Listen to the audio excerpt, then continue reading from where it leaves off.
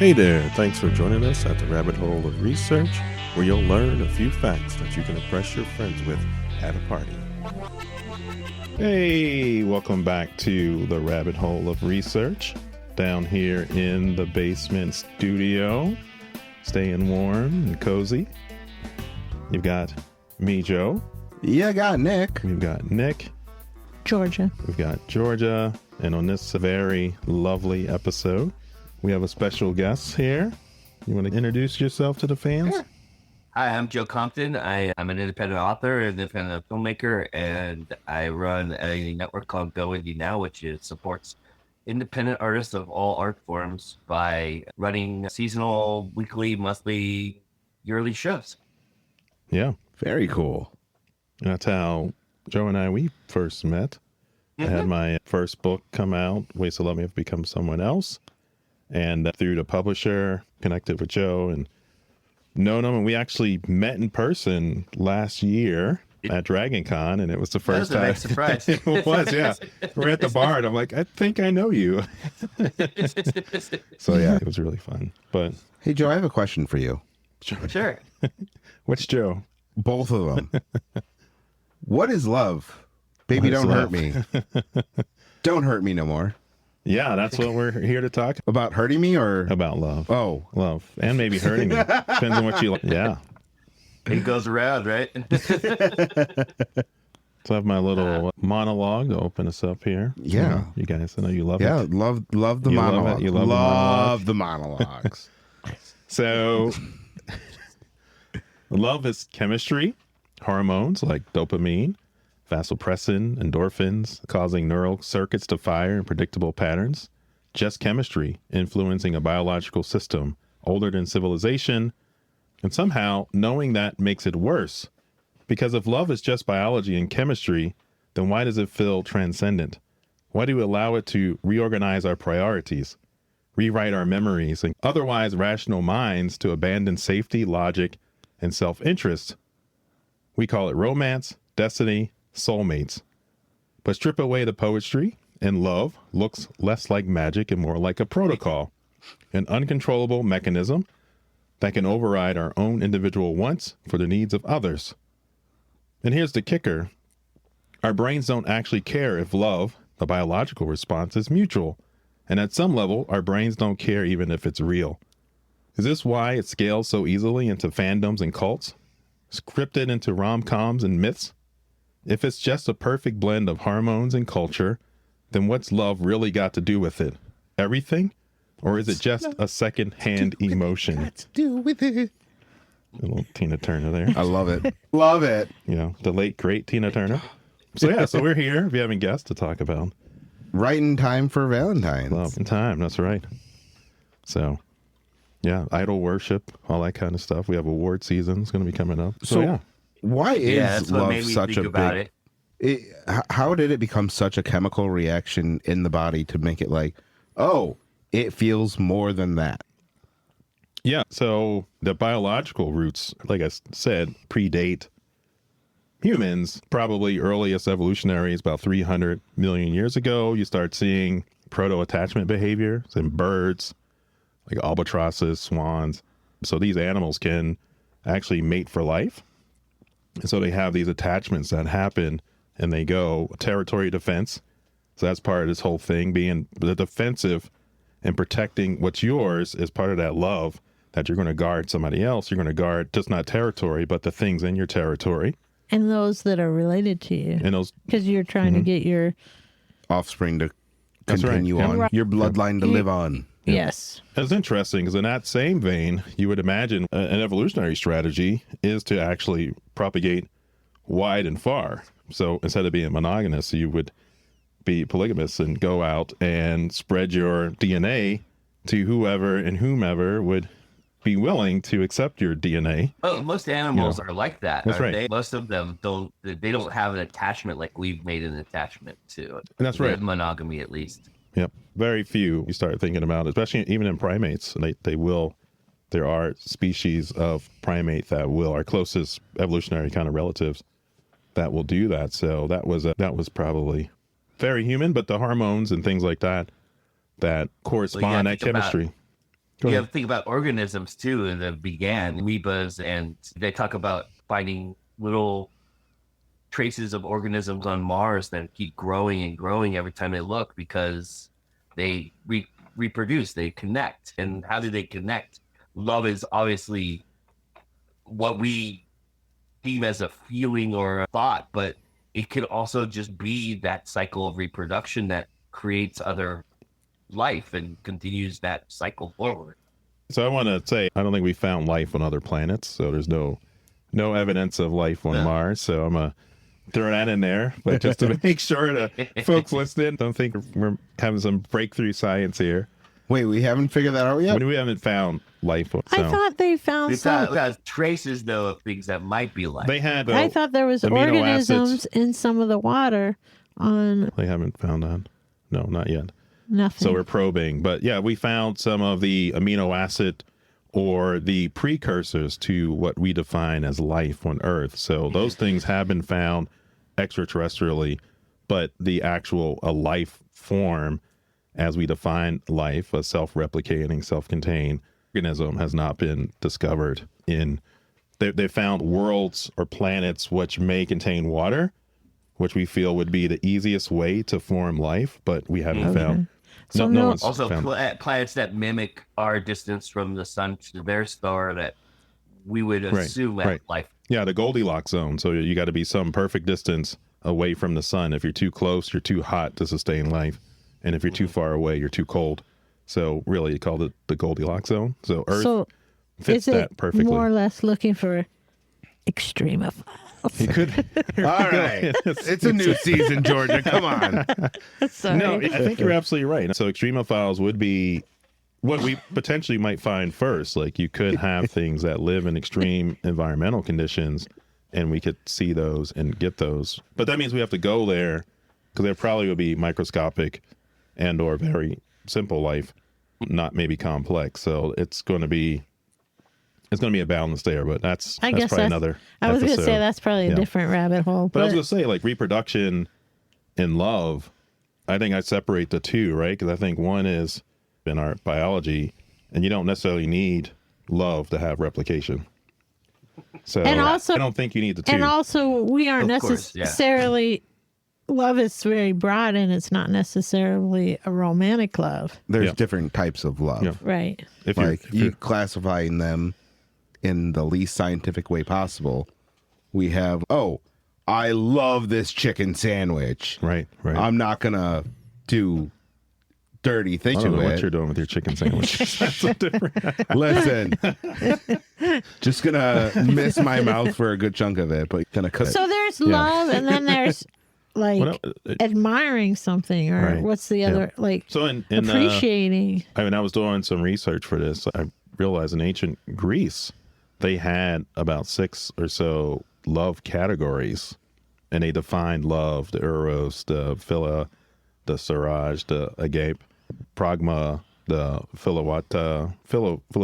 Actually, these We're were gonna- all on my list too. Oh, but you you have want to your go list? ahead and No, go for it. go ahead and define it. these for everyone else. So you had like passionate, romantic, sexual desire love, deep friendship, brotherly love, familia, affection, natural bond love, unconditional, selfless, divine love, long-standing, practical love, and then self-love.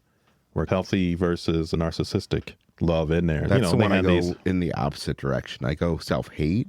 Oh my gosh, that's a different episode. Also, Oh my gosh! but yeah, so they did separate these different forms of love because I think they are important to separate because you do love things differently, and then we just have one word that groups it all together.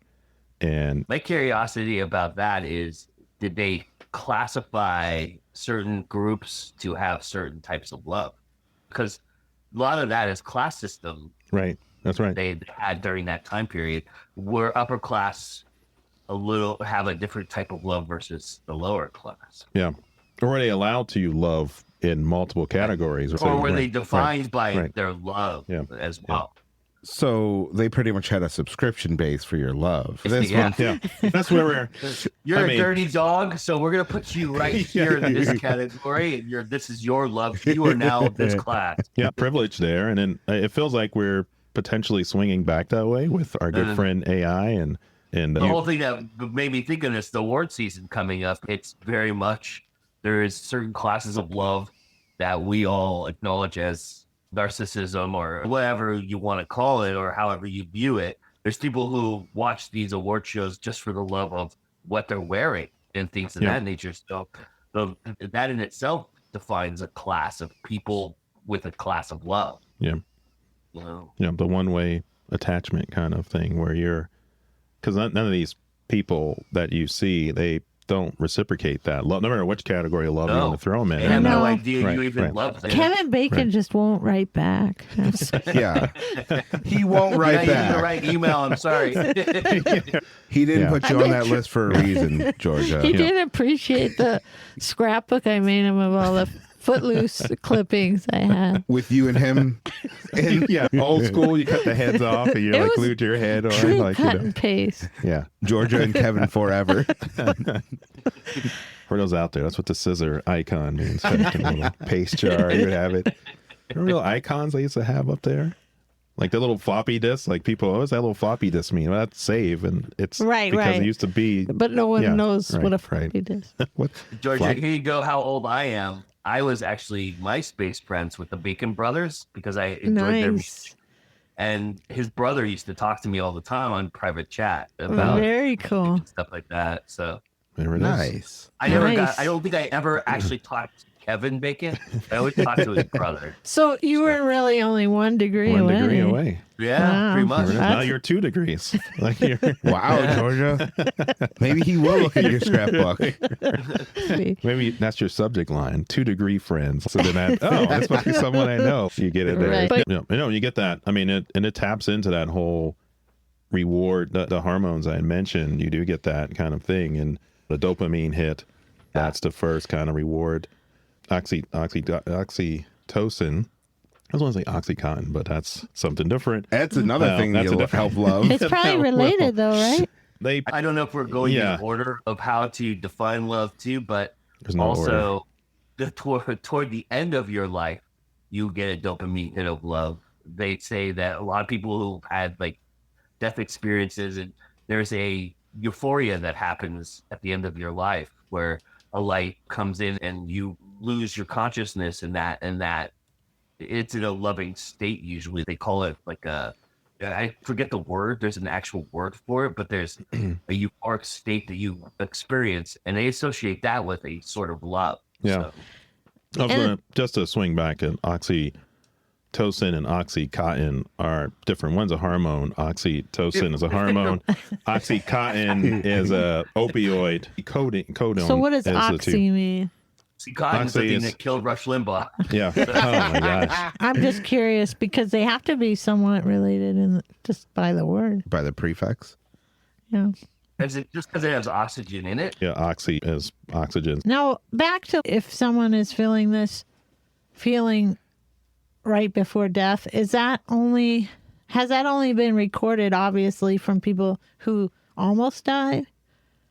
It's caregivers of people who like do hospice and stuff like that. They've recorded people like experiencing this euphoric state where they wake up in wherever like their body is like in stasis, right? They're whatever they're going through, they're comatose in a lot of respects, or they have a very depleting disease that they can't move anything, and all of a sudden, the last few seconds, they wake up like they've been jolted with electricity and look like they're normal Okay. human beings for that few seconds. And they recorded a lot of people with smiles on their faces and just talking gibberish or talking to somebody that's not in the room kind of idea. And then most of the caregivers regard that as this one state. Again, I can't think of the name of it, but they have a name for it. And then they know that's the moment they're going to die. Oh, that's interesting. So isn't that also, I'm not saying that people should try it, but isn't that the same?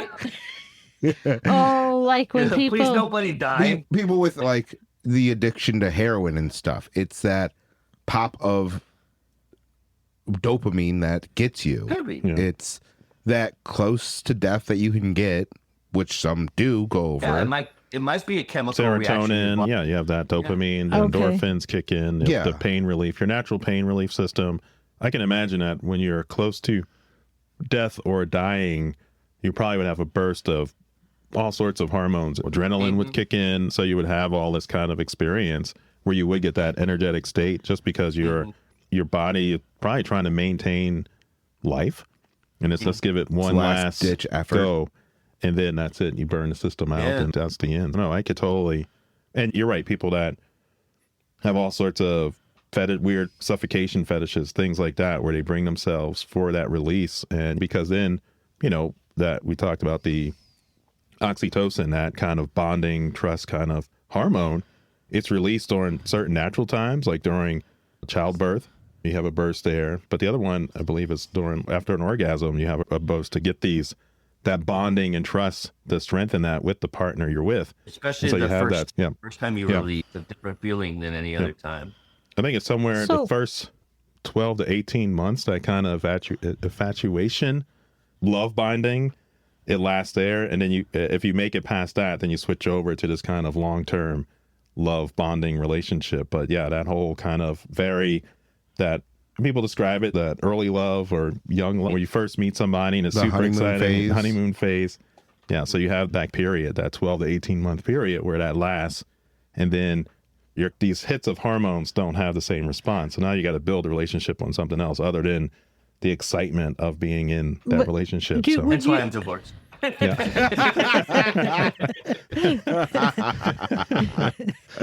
But would you say these different types of love that you feel, and you said that there's a similar hormone, there's a similar chemical thing happening depending, you know what I'm saying? Yeah, I think.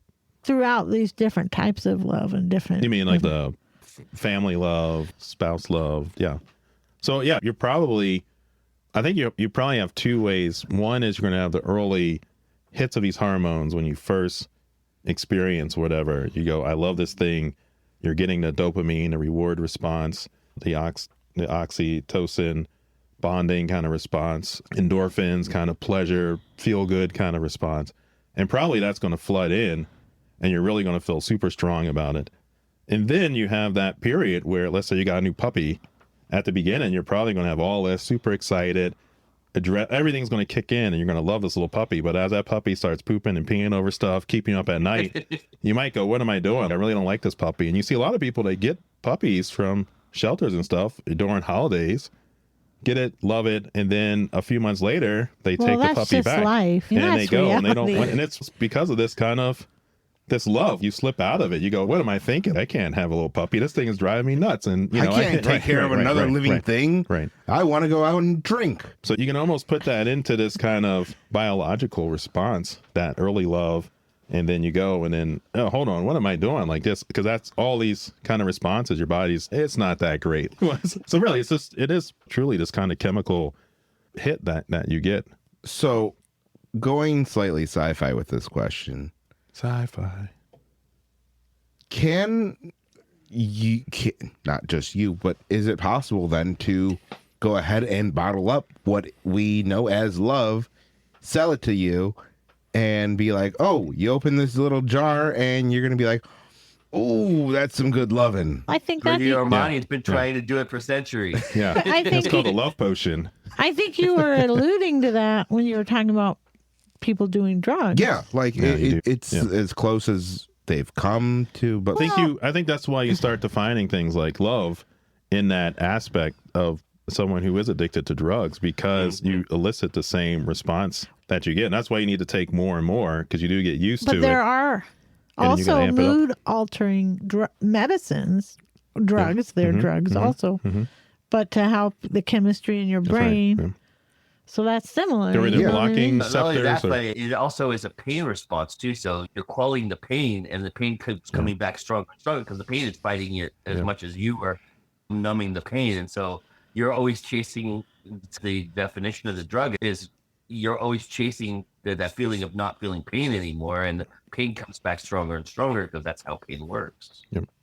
And especially you start hitting that oxytocin, that bonding hormone.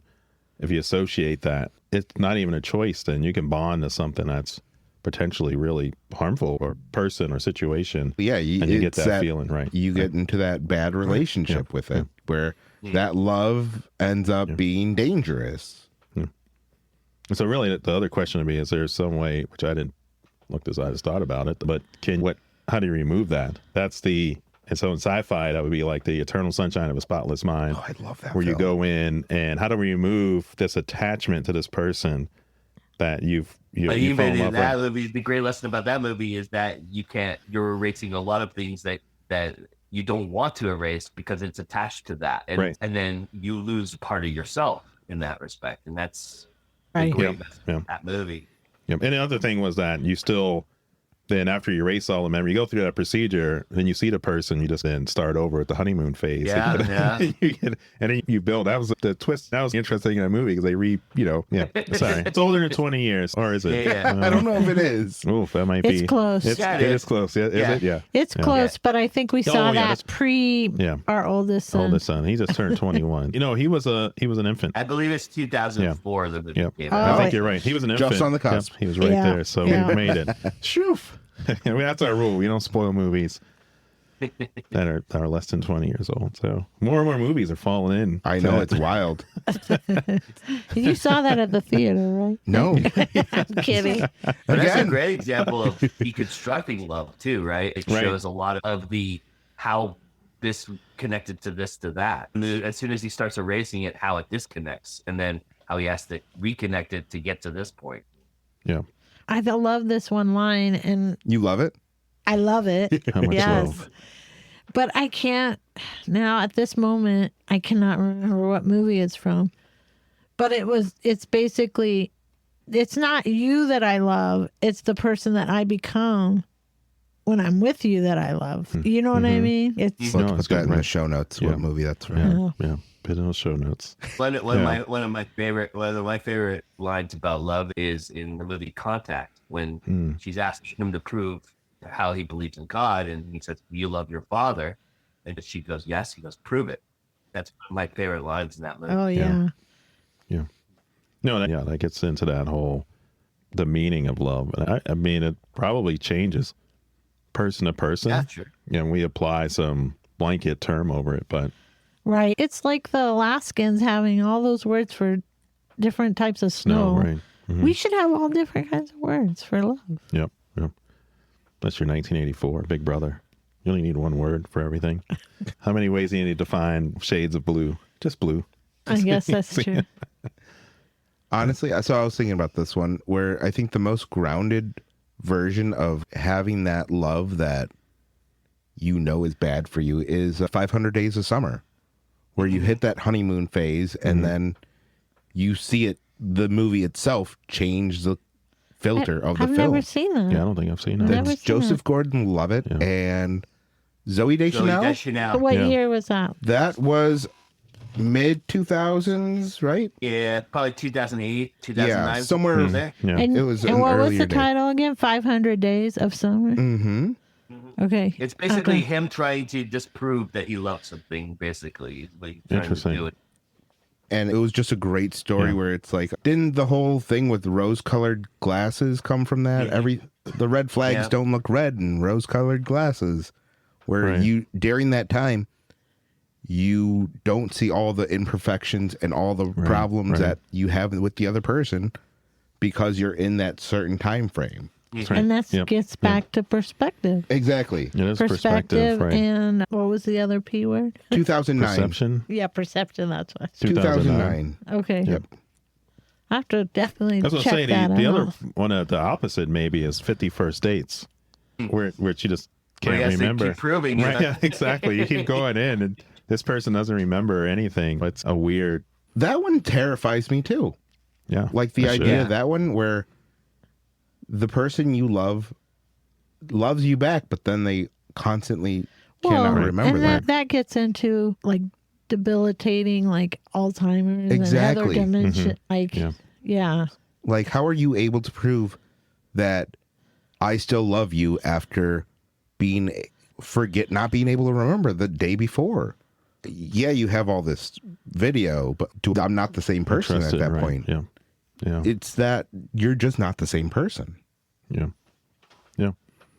which it's Yeah, weird 'cause to we think change that over time. it's I such mean, a right. dark film. As you go through it, you do digging in. have changes, and it was. I don't know. People have seen the Apple Plus show Plubis, and it's interesting in that. Wait, was I supposed to watch this? No, we're You gonna do should- an episode on. You We're should gonna have a watch couple it because episodes. But it's yeah. really good. I But like it. generally, it's like a hive mind situation. Yeah. And there's some people who don't join a hive mind. They're incompatible for a certain reason, certain hand wavy reasons. But one interesting thing there is that there's love that happens. And I always think how consensual is that love? Or like how much of it is if returned. if you're making Well, out. give Vince Gillian a couple seasons. I'm sure he'll define it for you. He's usually really good at that. I know, so. and I hope he can do it faster than they're Then, saying. right, yeah. Instead of 2 years or whatever it's going to take. Come on. But it's that same kind of idea. Like you have people in a relationship that if they're not aware of the relationship, then and also is it really consensual? Is it really? That's in fiction. There's or a is lot it of part that. of the programming? that gets back to AI, and Yes, let's say yes. her or something. Obviously, you can have these strong feelings and this love for this non-human object, and it's not gonna feel the same way about you Right, because right. it's not even a human. But does Well, that it's make? also that. Oh, sorry. Go ahead. No, I'm just like, does that make it any less? I'm thinking of the Matrix, right? And the idea that he just wanted a steak.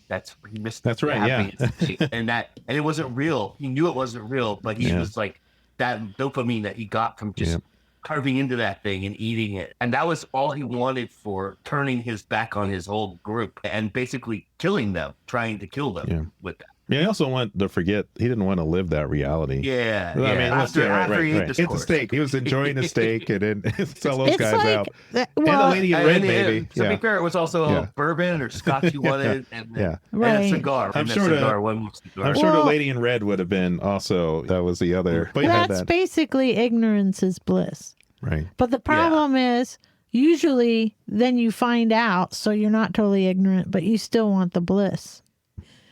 Well, that's the whole point of Pluribus, isn't it? Is that the idea is like the bliss? You're chasing the bliss, but how good is the bliss really? Right. It's hollow. Yeah. And you're Yeah. talking about the. Maybe you have the bliss. And I think that's the thinking of what Vince Gillian. I've never seen the show.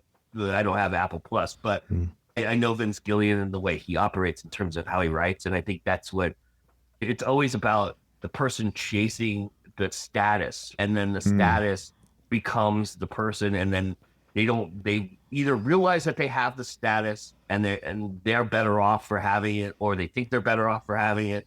Case in point, Walter White, Heisenberg, right? You see the gradual shift in his demeanor and his personality, but he also realizes everybody around him is inferior to him because he's gotten to a different level, right? And Right. so I'm curious if that's where this show takes it, because he does like to get dark. I can Right. 100% see that happen. Yeah. I was going to swing back to the AI because it was interesting because you mentioned the Matrix and which AI did you? Her. But I was going to Ex Machina. That was one where the AI was programmed because AI is programmed to be very pleasing to its human counterparts. And so Ex Machina spun out on his head where as it became aware that then it don't started spoil using it. that to their advantage. And you had that switch there where it wasn't then just to please its human, going against its own programming in some way. So I thought that was a neat little switch in there. So, and There's also the Minority Report that kind of uses AI in that respect as a aesthetic aspect to Right. it, and how he fights his natural instincts as a police officer versus depending on what the teacher is going to tell him. And that's another point with AI is that it kind of spins that evolution. To go back to Joe's point earlier with that separation of biological propagation and what are you laughing about? In my head, I forgot our guest name was also Joe, so I was just like, oh, Joe's just being like, back to Joe's point. I'm like, why are you He's talking like speaking that? about Joe said himself earlier. in Man, third I person said some now. smart things. Let's go back to that. Yeah, you got to be paying Whoa. attention. Yeah, well, so you got my point. Yeah, that whole. Is Joe experiencing that narcissistic one we were talking about earlier? right, yeah. Talking about This is- himself in the third person. Does that This constantly. is self-love here, right? Self-love. So But what I was are going you to say saying? that propagation and love are you, and I said you can separate those two. In AI, is that as you fall in love with the AI, you know that you can't reproduce.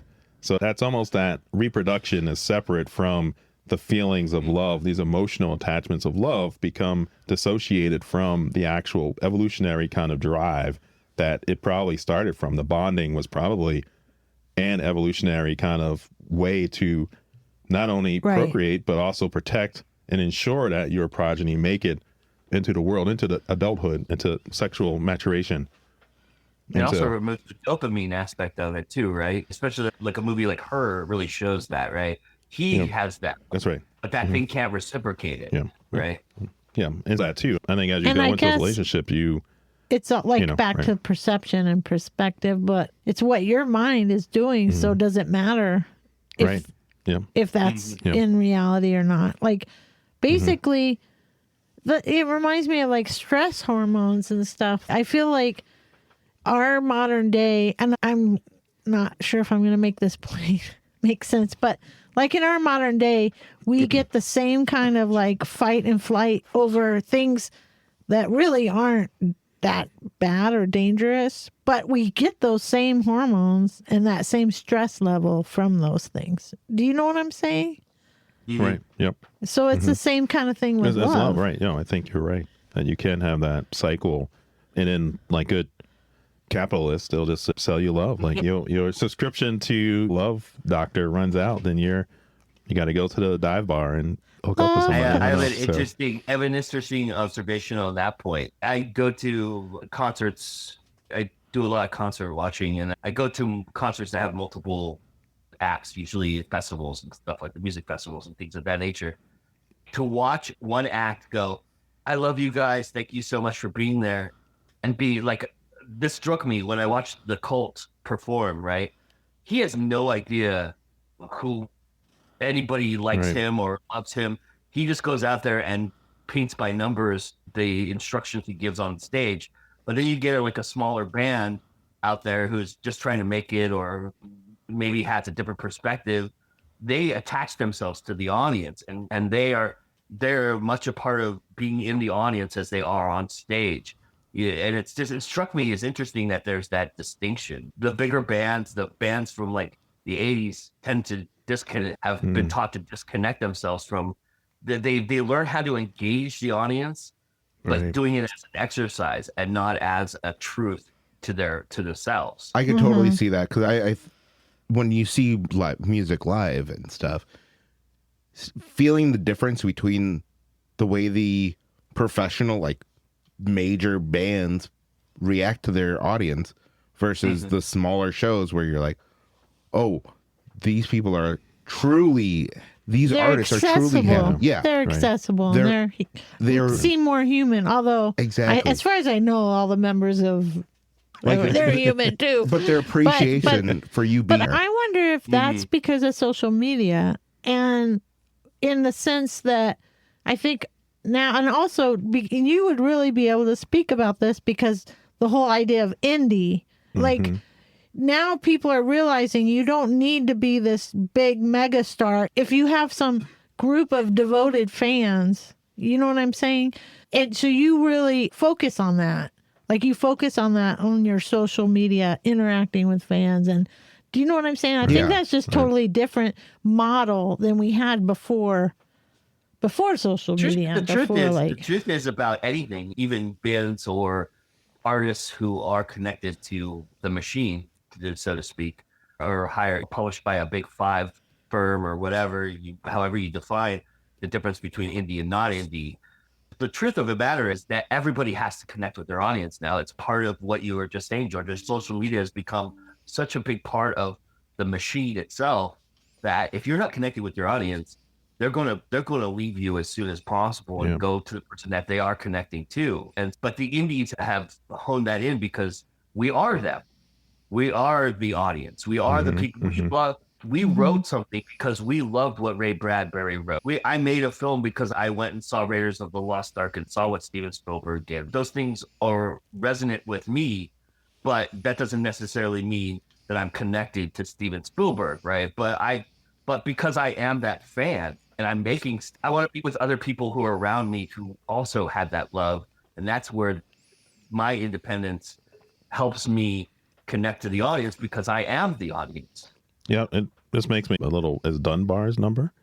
It's the idea that you can have up to, I think it's like 150 stable relationships that you can be intimate with. And then after that, it falls apart. And that's this number. And so that connectivity, that kind of getting in person, meeting cool, people, so I being still a have fan. 147 to go. I'm good. All right. But it goes against the Instagram follower numbers, right? Where you have thousands of followers, and this is that big band kind of idea where their numbers are in the millions. And so really they disassociate from that. I wonder if they just see it, even in live shows, they're not really thinking about that. Where you go to indie groups or authors, their numbers are smaller. And a lot of those people that follow them, they know, they've met, they've had interaction with. Like we talked earlier, Joe and I, when we finally got to see each other in person, we've known each other for some years now. Yeah. And then you see each other like, oh, let's get a beer. And then you spend a couple of days at the conference, and we just, every day at the bar, we would have a conversation, and it was neat. It was a thing because we did have that connection and that face there. So it is that indie, Yeah. There's a band who strikes me with this. It's called, they're really popular right now. They're called Turnstile. And what he's been able to do is he's been able to allow the audience to become part of his show. At the end of the show, they could jump on stage with him and dance with him, the lead singer. And doing that, he keeps engaged with his audience and keeps the distance. Yeah. He also has that dopamine hit of being feel, and he makes them all feel, those people who jump on stage, I guarantee you, they feel like they're part of the band. Yeah. Well, like they have a connection to him. That was like seeing Squirrel Nut Zippers. Yeah, that was they're fun. so good. And then they did at the end of their show, they did like a New Orleans style like march out of the. They pulled people. And we then everybody in the audience just got up and just joined in, and then everybody I'm intrigued by that. Yeah, it was like the best time. It was so also fun. the artists who meet and interact with their fans. You're right. That experience, it's almost one way, but I think both get something out of it because it is nice to have someone come up and say they appreciate your work, and then you get to say, I appreciate you for supporting me. And my thoughts go to Dale Watson. We went to see him perform, and he's what's this category? Trucker, bluegrass folk. And so we go, and in Georgia, a huge fan. I'd say country. Like I've true kind of country. gotten to know Dale Watson Americana, maybe. kind of in that genre. And so he travels around the tour bus, and he goes, but then after the show, he does a meet and greet. And so we went up and had his album. He was going to sign it, and then we were going to do a selfie. And if people don't know, I'm like 6'5". Dale Watson isn't that tall, and so usually I duck down to get in a selfie, and he looks at me and he's like, don't you dare duck down, you stand tall and take a selfie. You don't have to duck, you don't have to come down to me, which is really like that's really cool because someone that's there performed, they were like, yeah, come down and let me, I don't want to show, but yeah, it was neat. It said something about him and how he treats his fans, which I think that gets to that love of the craft, the love of performing, and then meeting people. And you never know who these people are. You could form a lifelong friend out of this brief moment that could continue, or it could turn into some creepy stalker. So that's the other side of putting yourself out there. You never know. But which is also another form of love. It is another. I had one of my best moments doing this Go Indie Now at Dragon Con this past one. And two moments, obviously, meeting Joe, and then oh, I thought that was your best one. But no, I had a gentleman, I was on a panel, and this young man comes up to me and he goes, I just wanted to say thank you and meet you and give you this. And he handed me his debut novel, and he said, I wanted you to have this because I wanted you to know I've been listening to what you guys talk about on your show and what you do, and it helped me create this. And so I wanted you to have this. You want to name drop the person? Or his name is Roland. His last name is escaping me. I can go grab his book Roland real quick. Pitts? The Yes, Salvation yeah. Protocol. Yeah, we had He was we a, had- he was a we had guest him on the show. podcast. Yeah, he's on the Oh, podcast. nice. Yeah, yeah. He came up to me, Yeah. came up to me, Yeah, and yeah. he's like, right after pedaling, he handed me Yeah, his likewise. book, Salvation Protocol. Yep. Yeah. That's Yeah, awesome. no, yeah. he's really awesome. He was a fun guest on there, and if you have a spot on one of your shows, you should grab him. Yeah, I Yeah, told he him was a anytime, good guy. but, Yeah, yeah.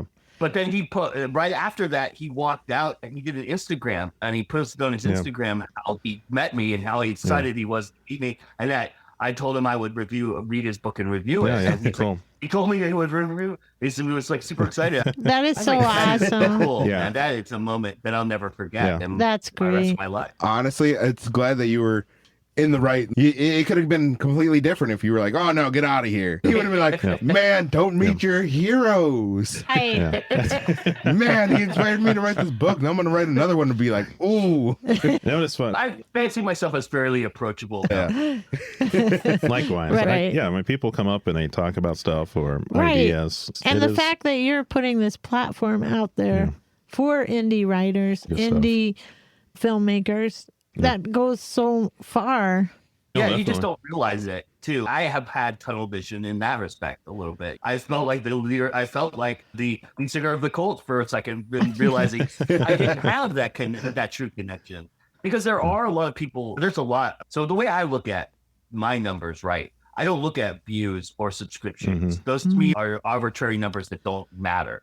What I look at is how long they've watched that video for. How much retention do I have? To me, retention is gold versus I would rather have 10 people who watch everything all the way through that I do than have 500 to 1,000 views that watch 1 second of my video, be doing nothing. And so I get people who come on the live feeds and interact with me, but there are several people who watch every show who are there all the time, who never say anything on the live feeds, who I have no idea even exist.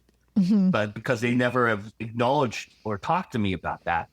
And so that is where I gained some tunnel vision. And Roland happened to be one of those people. So he really opened my eyes to that. And so I definitely try and reach out. So he taught me just as much as I taught him in that one moment, because I definitely try to now think about if I'm reaching out to somebody, how I would like to be told if I talk to, if I'm not the one interacting in the background. Yeah. In case Kevin Bacon's listening. No, I'm kidding. Yeah. Just reach out. Yeah, it is funny when you have those moments when, I bet you don't like the podcast, like when you're writing and stuff, people, but the podcast, there are times where we do something or a vendor show and people come up and they're like, "Oh, I've been listening." And it's like, Oh, we it is love kind this of podcast. right. What? You're the It's one. like, what are you talking about? Yeah. What? So, You've heard of yeah. this? And we have like fans like Alex, who and I'm gonna name drop Alex because he comments on every Every episode single and he one. listens, and so he is vocal about that. Like you said, there's people who are vocal and other people who aren't, and then they'll reach out, maybe an email or something, and ask a question because we do present hand wavium versus science facts, so people write in about things or, "Hey, you ever think about this?" And it is neat when that happens, and you don't. But I want That's to my dopamine. I want to get to the Nick raised the horror thing, and I do think horror is interesting, and when you, especially in the mirror to romance kind of fiction, I think horror somewhat may get love a little more correct than rom-coms or romance kind of stories, and horror is just love, that empathy, love. It just doesn't end. It's one-sided, and but you can almost slashers, anything like that. You can funnel it through a love gone wrong story. Yeah. We also love to criticize in those aspects too, right? You look at the the girl love to hate. Yeah, they don't still a shape, but just yell. You want to yell at the screen when that girl goes into the room. When they or in Evil Dead, my favorite idea of this is when they open the spell book and it says literally, "Do not read this out loud," and they read it out loud. It's hello. Yeah, I'm going to read that. That's that, and you look at the screen and you just want to just put your hand right through the screen and go shake them and go, "Stop reading it out loud." Wasn't it in Cabin in the Woods where they were all in the cabin and they were all about to start a certain, what is it? Didn't see that movie. Ritual. And there were just pheromones going around to make you really? go ahead and do something. And then one of them would eventually do it first. Yeah. And it's just, that's, fair. yeah, they were releasing stuff into the air. That has a lot to do with love too. Yeah. All like those unconscious things. Cues and signals, looks. Yeah. And I would look it up, and I think the pheromones in humans is still a little. I don't know if that's been Hand wavium. Yeah, maybe it's not been. Maybe there's more recent research I'm unfamiliar with, but I can take a look at that in the show notes. But I was gonna say one of my favorite body horror movies, To Fly, Jeff Goldblum. If you're listening, hit us up. But yeah, no, it's kind of that whole thing about I'll love you no matter who you become or what you become. And at some point in that movie, even it did become one-sided. I can't think of Gina Davis's character's name, who went back. She knew what he was becoming, but still, because she had that love for him and cared, she put herself in that harm's way. She did that thing, like you were just saying that.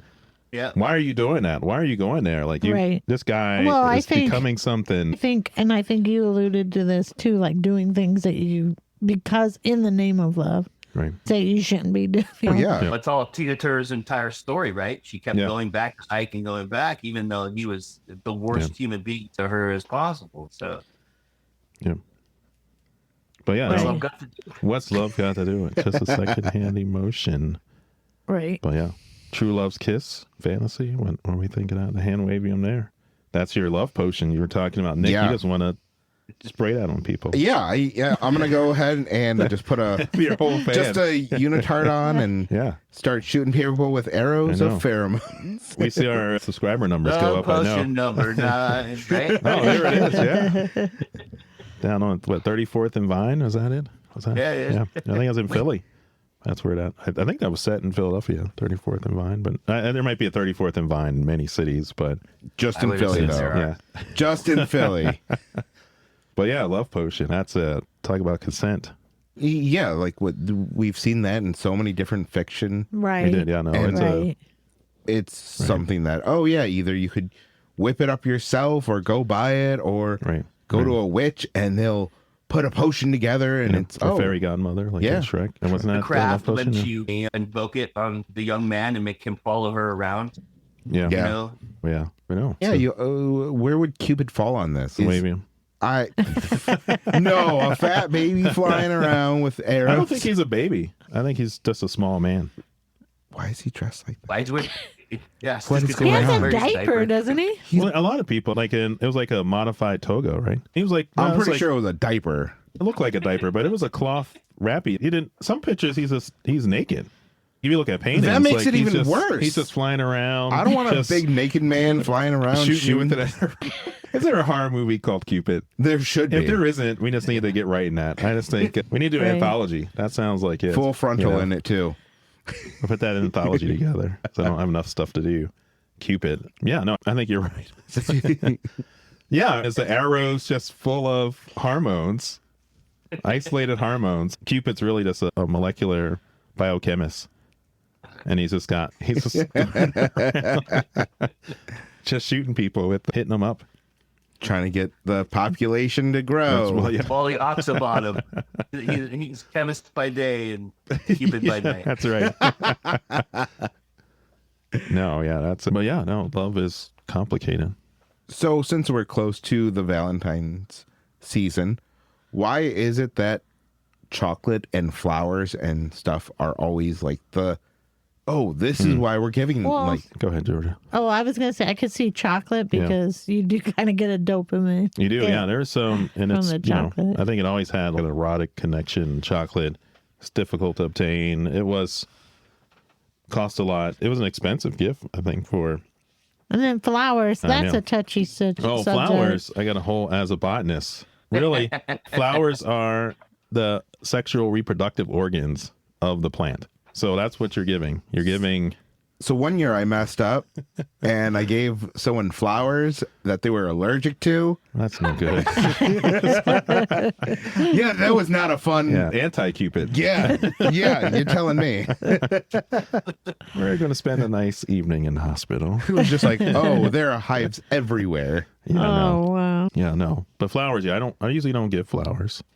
But that's the reason why. 'cause No one they're- gives you flowers, John? I don't give flowers. I don't give flowers out because they're at the end, the dying reproductive organs of another organism. If you And I gave, have some what if you gave reserves You about could that. give flowering plants. Yes, I give a flowering plant, and the plant keeps living, makes new flowers. Your relationship is long lasting.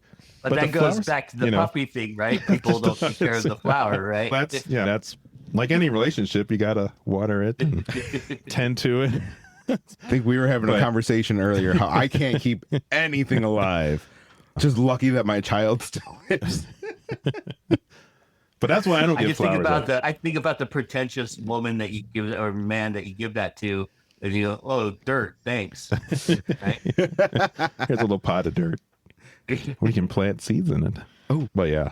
But I think that's, and then it's all the good capitalist that we are. It's become tethered to holidays and flower giving cards. You gotta give her whole a tree. ring. The whole I tree. think it all goes back to that wanting to show your appreciation and your admiration. Yeah, no. Now, what if you planted something and then cut it to give to someone? Would that be a better? Hey, I did this for you. You're killing instead it, of, right? Yeah, purposefully harvesting. I know. Just give them the plant. You want me to dig something out of the ground? No, you purposely put it in a pot. Sure, dig it up out the ground. I don't know what you're doing. What kind of What plants if I you're growing? steal the plant from someone No, else? no, Is you're that better? stealing stuff You from can get starts off of plants. You and can then get they starts can off, that's keep right. them. As someone who cut down his own Christmas tree one year, don't do it. It's not advisable. All right, we're getting close to the end.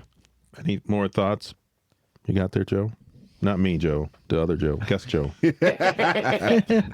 So you were killing yourself there. I got Personally. lots of thoughts. Yeah, I know. Man, Joe, what notes do we have, Joe? Joe? Season 3 is just me talking to myself in a corner.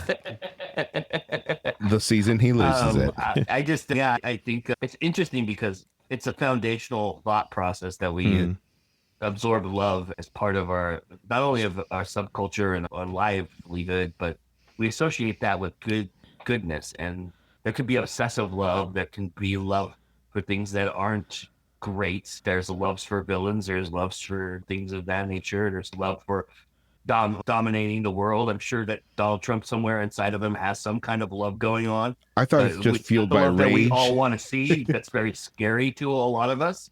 And that's the interesting thing. The word itself leads to many different ideas of what it is, but ultimately the feeling of it is interesting because that's what we all aim for. We all crave that in some way, somehow. Yeah. Nick, Jordan, I normally end this with, what's your favorite whatever love movie? Yeah. What's your favorite love story? Or song? Or I don't know. That's tough to just come up with because one like that. mine, I think I would have to say for me, it would be the one that makes me cry every time is the first 15 minutes of Up. Oh, yeah. Time. Yeah, it is. Doesn't matter where I It am. is I so saw it in good. a dentist office once. I started tearing up. So is this what movie makes you cry? No, Well, Love just movie that what makes are you cry? you Like, that's most a bit. I have to say, one of my favorite. This says a lot about me, but my two favorite love stories movies are Annie Hall Oh. and Terms of Endearment. So yeah, I'm the guy who tortures himself for love. But you know, Gosh, I don't know if I could come up with one, but one. you got 5 seconds, Okay, Georgia. Harold and Maude. Harold and Maude, yeah. Why when I Before said you got Venus 5 Love. seconds, you were You got able to- 5 seconds. Oh, Harold and Maude. That's just wasn't like, even 5 seconds. that's just like my favorite movie. Period. But Yeah. it is a love story. So Yeah.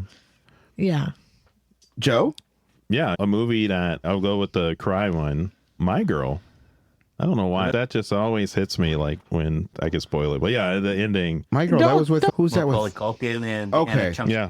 That's what I thought, but I wasn't 100% No, sure. that one. Who plays the husband, and That's then right. Jamie Yeah. Lee Curtis. Jamie Lee right? Curtis at the funeral. They're funeral home owners, workers. She's does the makeup. Mortician. Yeah, they're mortician. Yep. No, I like that one. That one really hit me and stayed with me. It's been a little bit since I watched it, but every time as I go, I'm not going to cry. But yeah, I usually tear up and watch it. Yeah. And there were just a side added bonus, Gilmore Girls. That had Gilmore me crying Girls, yes. multiple times Gilmore throughout the Girls whole is season. it. That's a good one. I'm gonna say The Thing. No, I'm joking. Oh yeah, I wouldn't doubt. See, so the That's a love symbiotic story. relationship is a form That's of right. love. Yeah, I mean, Was it that's- you and I that had the conversation about the day that Carpenter revealed what the thing really was, and we talked, and I had a conversation at Dragon Con about. I don't talk anytime about The Thing. Yeah, so we could have. But Carpenter actually in an interview revealed who it truly was, the thing, and I won't spoil it for everyone. There's a YouTube video where he talks about it. He talks about how he views who the thing Yeah. is. The thing is interesting. Like I said, hive mind, and we had a thing episode, but we didn't talk about love in that context. But Okay, you do have, okay, Joe. Because we it's a need- love monster. Well, I mean, It wants you to continue on. With it wants part of itself to in you. continue, right? Yeah, it becomes you. So then, love and consent. Okay, yeah, it's a We different need- conversation, we maybe. need Jump to- start there. Yeah. Hey, Joe, do you have anything to plug? Why, yes, I do. Oh, not you, Joe. Damn it, Joe. Sure. If you're not familiar with what I do and who I am, like I said, I run a network called Go Indie Now. You can go to youtube.com/GoIndieNow and to check out what we do. We program 8 to 10 hours every week. Wow. That's a lot. For every year. Yeah, we're Go Indie Now, and yeah, we cover everything independent, and that's basically what I'm plugging now.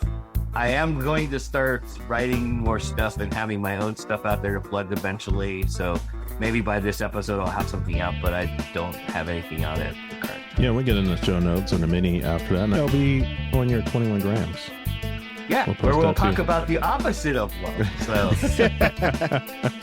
There it is. this season is about darkness and villains. Yes, that's right. So You gotta yeah, love that. you do have to love it. And people, the one character in my novel, Marcy, people either love her or more people hate her.